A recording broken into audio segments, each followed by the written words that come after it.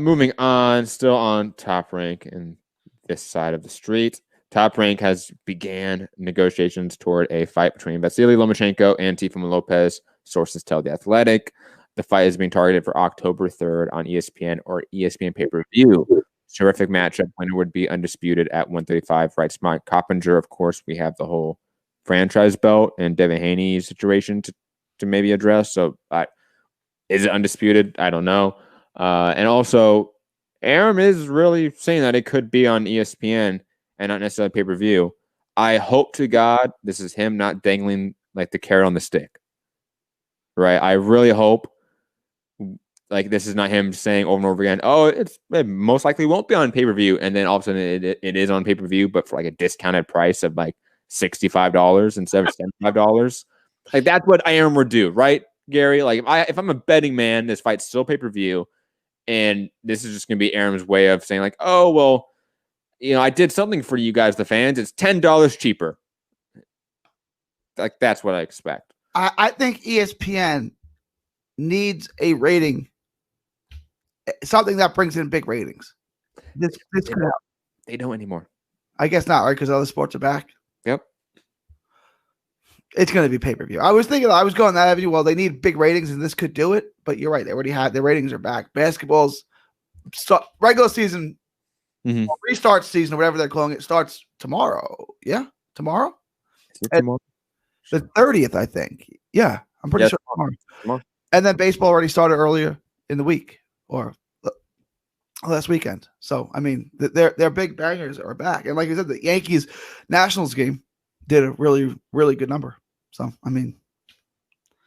And I do think that Bob Arum, even though he might not say it, does really want to try out Loma on pay-per-view. He's been wanting to do that for a while. I mean, I don't think it'll work, but. I don't think it'll work either, but I get why he would want to try it.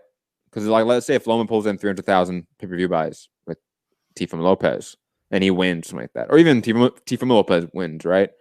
You can now have a mid-level pay-per-view draw in the lower weight classes. That's a huge thing to have. That's rare. A mistake, though. This was like hiding Morales and Barrera on pay-per-view. And all those great featherweight fights. It's like these were such incredible fights, and nothing but hardcores saw them. It was literally preaching to the choir, right? Like everyone who watched Morales, Barrera, all three of them knew they were going to be dynamite fights. And who were the only people that watched them? Hardcores. How many more fans did you make? None, right? Like we know Loma is going to be a great fight. Now we disagree on who's going to win, right? But we both know it's going to be a great fight. So why are we hiding it on pay-per-view? Like, put it on ESPN and then put the rematch on pay-per-view. I mean, from a pure foundational principles, like philosophy standpoint, I think all pay-per-views should be done away with for the consumer's sake. But tabling that point for a period of time, because I can rant about that all the time. Loma Lopez is...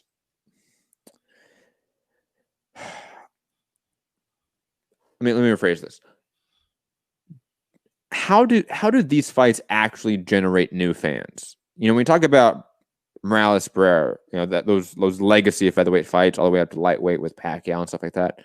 Those fights are, I think, synonymous with the mid-2000s. I would say that those largely are fights that have been known to wider casual boxing audience, and it's not just hardcores. Those are historic, legendary fights.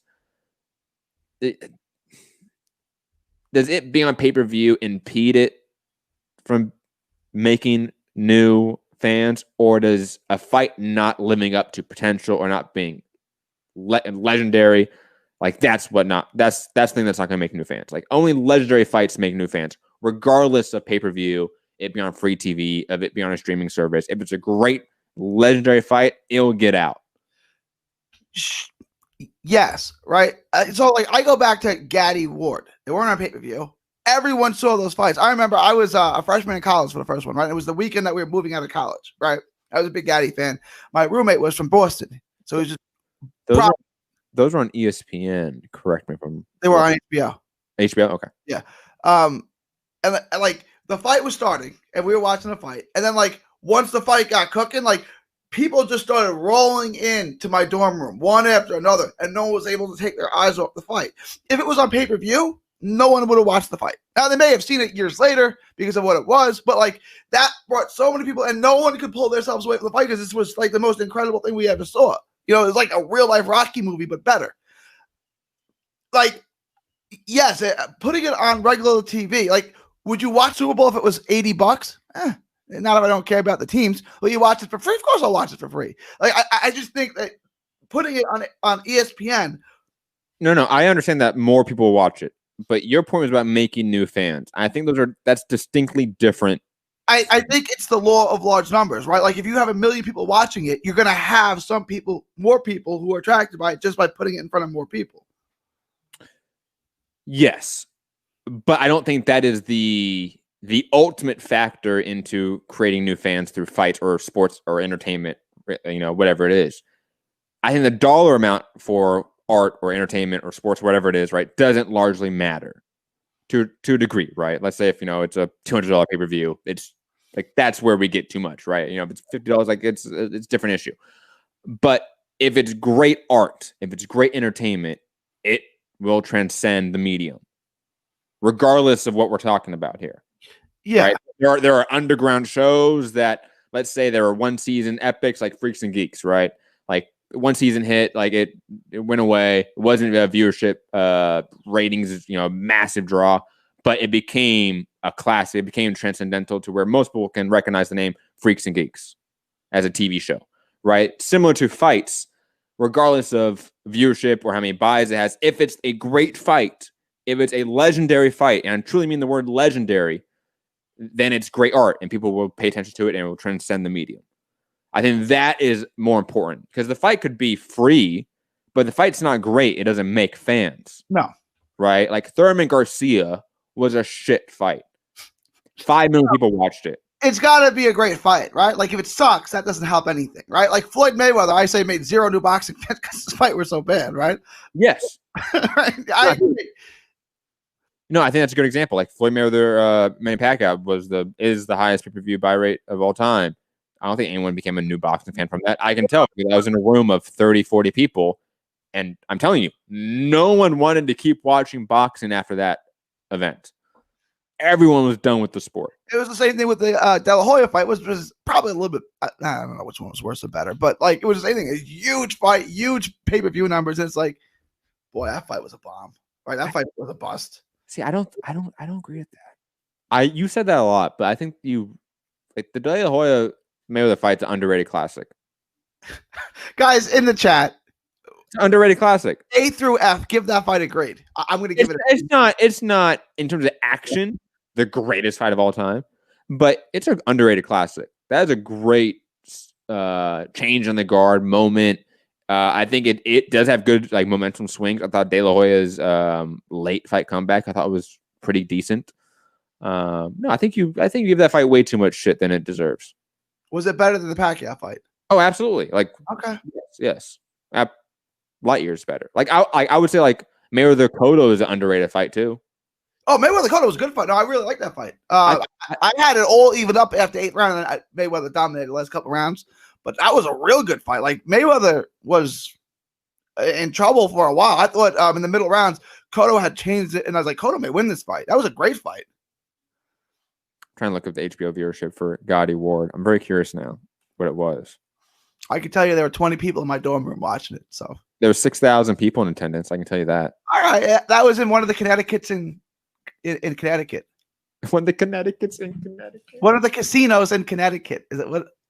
I'm struggling today. I woke up and I wasn't feeling well. Getting over something, right? And but were you eating sugar? No, I didn't eat any sugar. We don't slow down. We don't take it easy. We go full steam ahead. It's Mamba mentality in 2020. Matthew D'Souza saying C+. I'll take a C+. I was going to say like a B minus. I was going to say a C minus, which is weird because I'm usually the more generous grader on these things than Matt is. Maybe because like that fight was when I was like, what year was that? 2006? 2005? No, 2006, 7, right? Mm-hmm. What year was that? I was like 12 or 11 when that fight happened. Like I remember like that fight being a big one in LA because it's De La Hoya, obviously. It's Mayweather. So like that was a huge huge fight in this city. And I wasn't the biggest De La Hoya fan growing up, even though I was from LA. Like, that just wasn't who I was.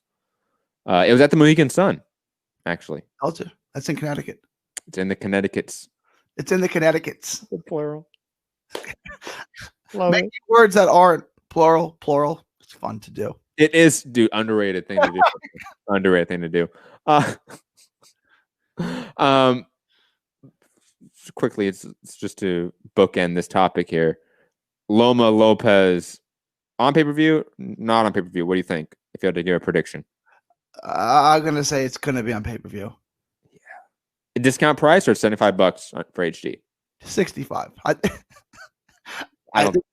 they're gonna tell you it's the steal of a lifetime. Yo, Adam's gonna be on his fucking edibles, just talking off his ass like it's great. We're back to the old times of pay-per-view being $65. An affordable pay-per-view. Oh my god! You need to get someone to do a better Bob Arum impersonation, you know. But Rob does great impersonations. He just is never on the show, guys. He's busy being a dad, unfortunately. PBC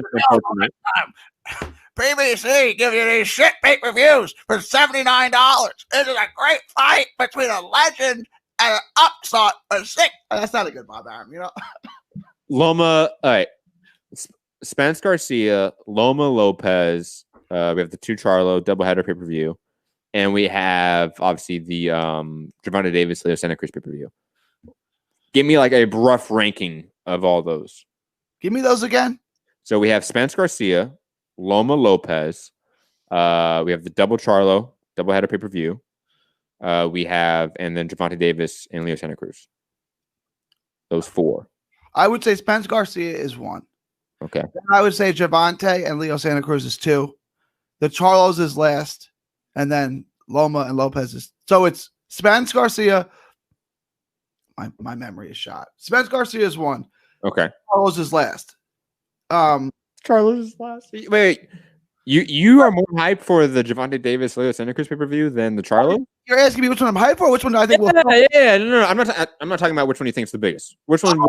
I misunderstood. Oh, okay. I'm most hyped for Lopez Loma. Well, yeah. Okay. So then after that, what would be next? The Charlos, and then Spence Garcia, and Spence Garcia, because I think that's a great fight with major implications. Like I would say Spence Garcia is 2. You're more hyped for Spence Garcia than Charlo Rosario. Casual. How dare you? I think Charlo might blow Rosario out though. Like there's no chance anyone's getting blown out in the Spence Garcia fight. No one's getting blown out in that fight. Rosario might get blown out, but although Jamal Charlo versus Derevchenko, that's gonna be fire. That's all right. You know what? Because of the combined, I'll put that 2. I'll put the Charlos 2 and Spence 3. Okay. And obviously, Gervonta Davis, Leo Santa Cruz last in terms of hype, for your personal hype. Now, in terms of actual pay-per-view buys, what are we thinking here? Like, Spence Garcia is number 1. Yeah. Pay-per-view buys. Is it Gervonta Davis, Leo Santa Cruz is number 2? That's what I think. Yeah. Yeah. And Loma Lopez number 3? Or does the Charlos actually are number 3? I think it's comparable. I say Loma Lopez does 200, but I think Charlo does less than 200. So, okay. No, I don't disagree with you. I'm okay with that. Okay. I would say Spence does about 500. I think Gervonta versus Leo Santa Cruz do 250 to 300. I think Lopez and Loma do right around 200. And then Spence does the Charlos do about 150. I agree with most of that except for the 500. Like that's a high end prediction in my opinion. Like Pacquiao Thurman did 500,000. That's just because it's Pacquiao.